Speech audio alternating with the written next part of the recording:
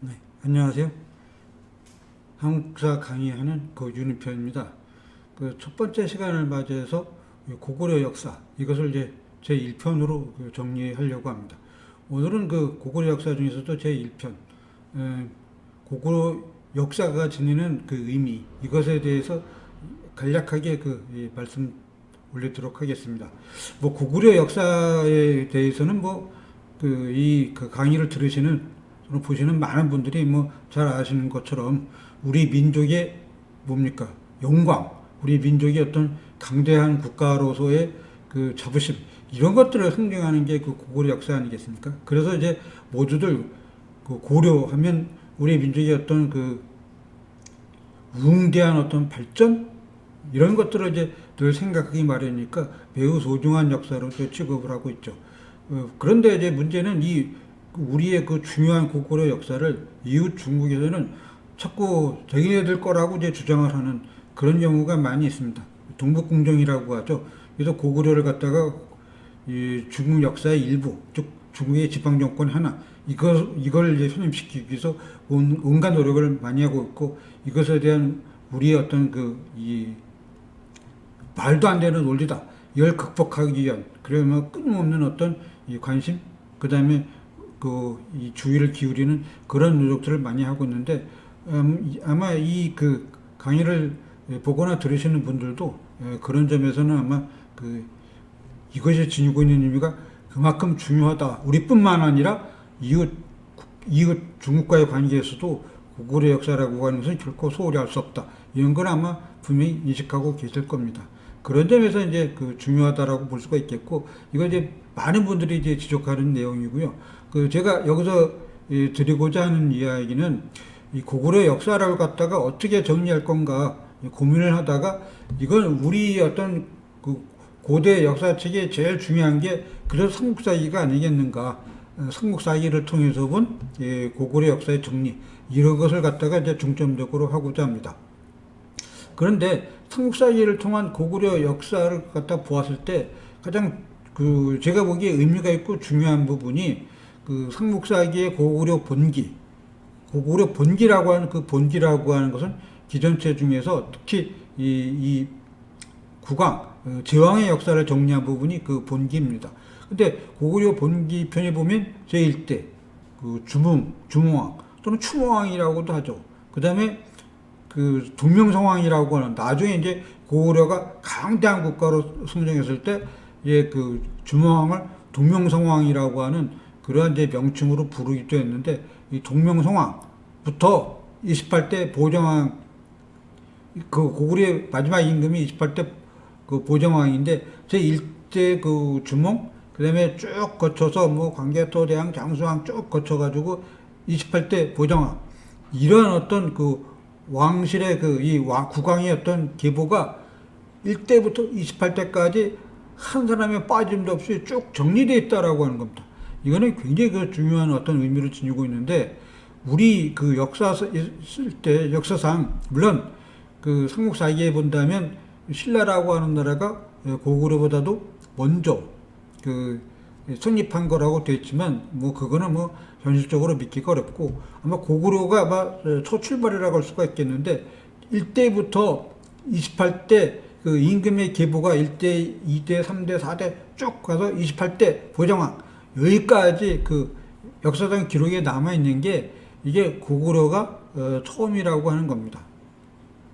그거는 무슨 얘기냐면 고구려라고 하는 국가가 성장해가지고 쭉 발전하다가 자기 나름대로의 역사 편찬을 하는 단계 여기까지 고구려는 성장했다는 겁니다. 그래서 기록을 남겼다는 거예요. 그 기록이 후대에 전해져 가지고 삼국사기에도 빠짐없이 1대부터 2대, 3대, 4대 그래서 28대까지 왕 국왕의 어떤 계보가 하나도 중간에 빠지거나 없어지는 거 없이 정리되어 있다라고 하는 거예요. 그래서 1대부터 28대까지 고구려 임금이 누구 어떻게 정치를 했으며 어떠한 어떤 이 업적을 남겼는가 그런 것이 역사상으로 정리되었다라고 하는 겁니다. 잘 아시는 것처럼 우리의 첫 국가는 뭡니까? 고조선이죠. 근데 고조선에는 이러한 부분 기록이 없어요.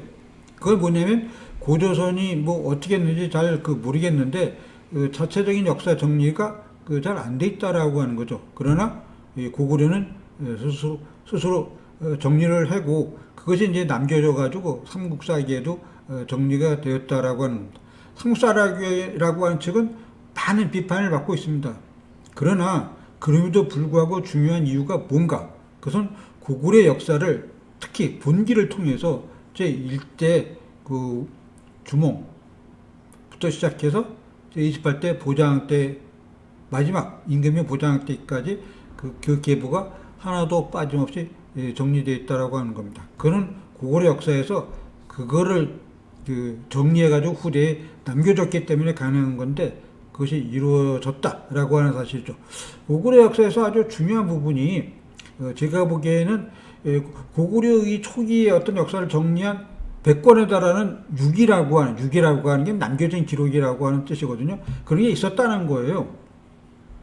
그게 뭐 어떤 형태로든지 모르지만 있었는데 그런데 고구려 영양왕 11년 600년 서기 600년인데 태학 박사 이문진이라고 하는 분이 이 100권에 달하는 유기책을 5권으로 정리해서 신집이라고 하는 역사를 갖다가 서술했다는 겁니다. 그거는 쭉 일대 이 주몽부터 시작해가지고 영양왕 때까지 그제 뭐 한 600년이라는 긴 기간인지 모르겠는데 그 기간 동안에 고구려 역사를 정리했다는 겁니다. 아마 첫 번째 정리 유기 100권이라고 하는 것은 그게 아마 신화적인 부분도 많이 있고 설화적인 것, 전설, 그다음에 역사적 기록 이런 거에 막 섞였겠죠. 근데 그것을 태학 박사, 태학이라고 하는 것은 이 중앙 국립 교육기관 지금의 뭐 서울대학교와 비슷하겠죠. 박사라고 하는 것은 지금도 박사라는 이 명칭이 있지만 지금하고 좀 달리 중앙교육기관의 뭡니까? 교수진에게 부여된 아마 벼슬일 겁니다. 그래서 고구려라고 하는 국가는 적어도 중앙에 중요한 어떤 중심 교육기관을 설치하고 거기에 박사라는 어떤 교수관을 임명해서 이제 뭐 규적자제든 학생들을 뽑아서 체계적으로 학문을 가르쳤겠죠. 그 부분에 이제 한 명인 어떤 이문진이 자기의 역사를 갖다가 정리했는데 이것이 어떤 형태든지 뭐 원본이 어떻게 되는지 모르겠지만 남아가지고 후대에 어떤 이 신라에까지 통해가지고 이 고려에까지 전해졌다. 그래서 이 고구려의 어떤 왕의 계보가 28대 기록이 남겨져가지고 신라를 통해서 고려에 전해져서 김무식이가 그걸 통해가지고 역사를 정리한 것이다. 그런 점에서 이 고구려의 기록이 갖고 있는 의미는 대단히 중요하고 그걸 통해서 우리들은 고구려 역사가 어떻게 전개되었는가라고 하는 점을 알 수가 있다. 그런 점에서 대단히 중요한 의미를 지니고 있다. 이렇게 이제 첫 번째 시간에 말씀 올리도록 하겠습니다. 그리고 이제 두 번째 시간에는 고구려 역사의 출발점이라고 할 수 있는 주몽왕부터 시작해서 고구려 역사를 하나하나 상세하게 정리하도록 하겠습니다. 들어주셔서 감사합니다.